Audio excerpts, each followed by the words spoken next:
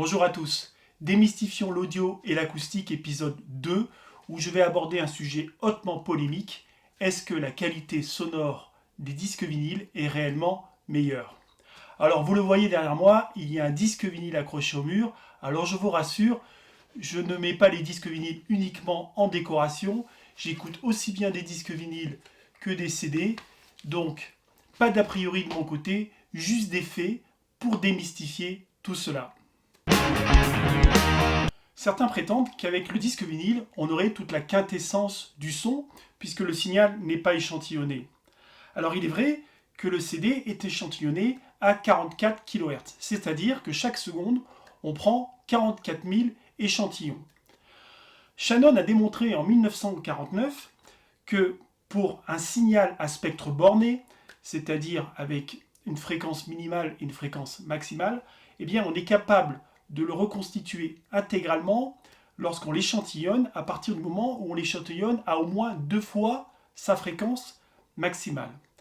Or, vous le savez, l'être humain entend jusqu'à 20 kHz. En fait, ce sont les bébés qui entendent jusqu'à 20 kHz. Vous qui m'écoutez perdez des capacités auditives dans les aigus depuis que vous êtes né et vous n'entendez plus réellement jusqu'à 20 kHz.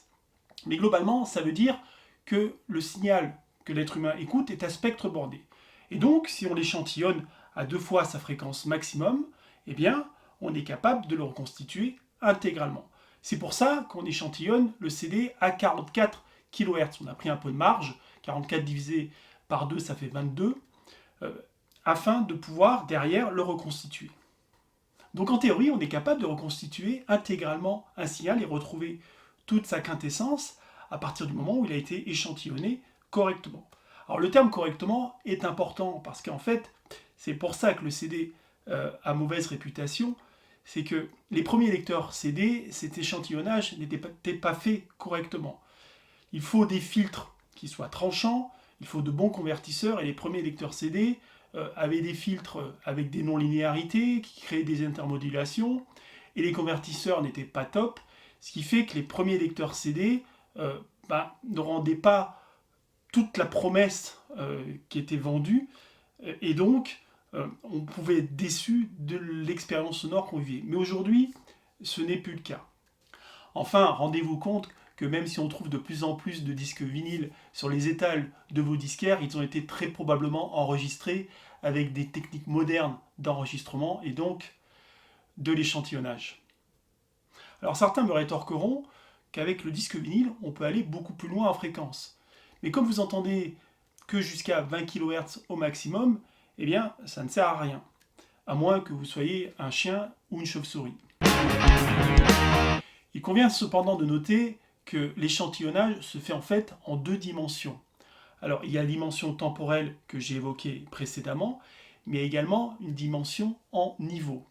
En effet, à chacun des échantillons, on associe 65 536 niveaux possibles.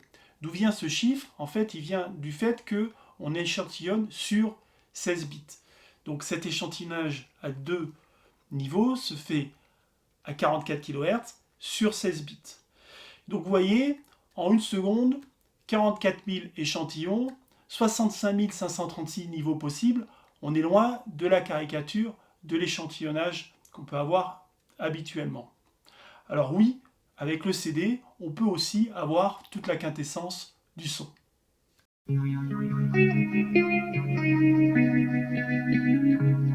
De la même manière que certains guitaristes préfèrent le son chaud des amplis à lampe, il est humain d'aimer certaines non-linéarités. On aime le côté musical de certains défauts. Si vous regardez bien le vinyle, en fait, nous avons une cellule qui frotte un sillon qui est faite dans un plastique. Les vibrations de cette cellule sont transmises à un bras mécanique. Et donc, quand vous écoutez de la musique via un vinyle, en fait, vous écoutez de la musique qui passe par le filtre qui est constitué par cette platine. Rajoutez à cela que certaines cellules sont non linéaires avec une légère atténuation dans le haut du spectre, et bien tout ça fait ce son un petit peu rond, ce son qu'on aime, mais qui est en fait un défaut. Alors certains me rétorqueront qu'avec le vinyle, on peut suivre les variations rapides de signal en omettant que le système mécanique lui-même a une inertie d'un système mécanique en mouvement. Certains prétendent que c'est avec le CD ou le MP3 que la compression est arrivée dans la musique. Il y a même qui disent que le MP3 rend sourd. En fait, ils mélangent plusieurs notions distinctes. Déjà, ils mélangent compression de données, qui sert à réduire la taille d'un fichier, et compression de dynamique, et ses usages. La compression dynamique, c'est quoi? Tout d'abord, la compression dynamique sert à remonter les niveaux faibles d'un signal. Par exemple, quand vous vous promenez sur la bande FM, vous avez certainement remarqué qu'il y a des stations qui semblent plus fortes que d'autres. Et en fait, sur ces stations, on utilise de la compression de dynamique pour remonter les niveaux faibles, pour vous faire croire que vous les captez mieux. Et en général, ce sont les stations commerciales qui font ça. Vous n'avez pas ça sur les stations des radios publiques. La compression de dynamique pour remonter les niveaux faibles est également utilisée dans la publicité. Lorsque vous êtes devant votre télé et que vous avez l'impression que le son est plus fort avec les pubs, en fait, c'est de la compression pour vous sortir de votre léthargie. Donc la première fonction de la compression de dynamique, c'est de remonter les niveaux faibles, et ça existait bien avant le CD ou le MP3. La compression de dynamique est utilisée également pour réduire les niveaux forts d'un signal, notamment pour que le signal puisse rentrer dans le support physique en question. Ainsi, le disque CD a une dynamique maximum de 96 dB parce qu'il est échantillonné sur 16 bits. Le vinyle, lui, du fait que des variations de la cellule ne sont plus audibles à partir d'un certain niveau parce qu'elles sont noyées par le bruit de fond, eh bien sa dynamique n'est que de 70 dB. Alors vous pouvez constater que la compression de dynamique est aussi bien utilisée avec les disques vinyles qu'avec les disques CD. Alors petit aparté, pourquoi certains prétendent que le MP3 rend sourd? En fait, ils mélangent une autre utilisation de la compression dynamique qui est faite sur les musiques modernes, qui est de renforcer justement ces niveaux faibles pour donner une impression de force sonore lorsque vous écoutez le disque, pour vous en prendre encore plus dans la figure. Mais ça n'a rien à voir avec le MP3. On peut aussi très bien faire ça avec un disque vinyle. Conclusion de ce que j'ai raconté précédemment, pour avoir le maximum de dynamique d'un morceau musical, il vaut mieux choisir le CD qui offre 96 dB de dynamique que le vinyle qui en offre que 70. Pourtant, il y a quand même des morceaux qui ont des dynamiques encore plus élevées, comme le Boléro de Ravel, dont la dynamique est de 120 dB.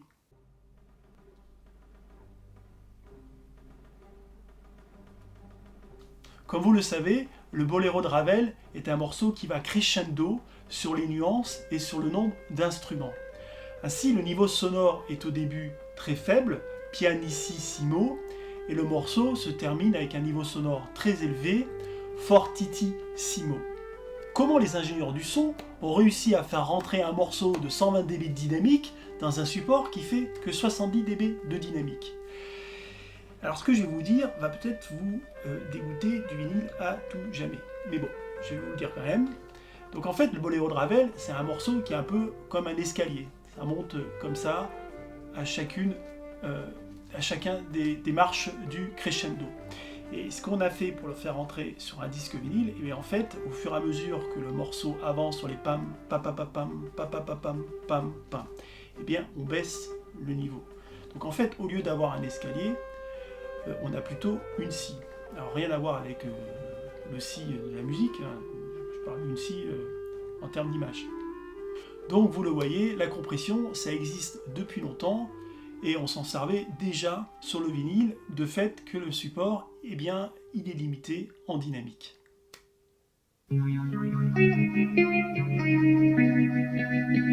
Alors comment cela se fait que certains d'entre vous préfèrent le vinyle, alors qu'on l'a vu, c'est un support qui présente certains défauts, comme la coloration du son ou le manque de dynamique?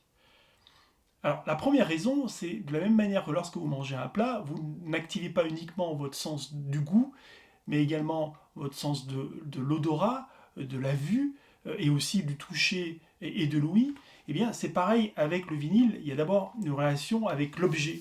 C'est un bel objet qui a du charme, et ça joue dans la perception que vous avez du support et du ressenti que vous allez avoir ensuite. Après, quelle est votre différence avec votre voisin? Par exemple, si vous allez dans un musée, voir une œuvre, eh bien, de la même manière que vous n'avez pas la même vue que votre voisin, vous pouvez avoir des lunettes et pas lui, vous n'avez pas les mêmes goûts, il peut préférer le bleu, vous le vert, vous n'avez pas également les mêmes ressentis vis-à-vis d'une œuvre. Eh bien, c'est pareil avec l'audition. On n'a pas la même audition, on n'a pas les mêmes goûts auditifs et on n'a pas les mêmes ressentis devant les œuvres. Et donc, si vous préférez le vinyle plutôt que le CD, c'est pour la même raison que vous pouvez préférer le classique ou le rock. Il n'y a pas de manière uniforme d'écouter de la musique. Voilà pourquoi vous pouvez préférer le disque vinyle, parce que vous êtes un être humain avec une perception, et c'est essentiel dans l'écoute de la musique.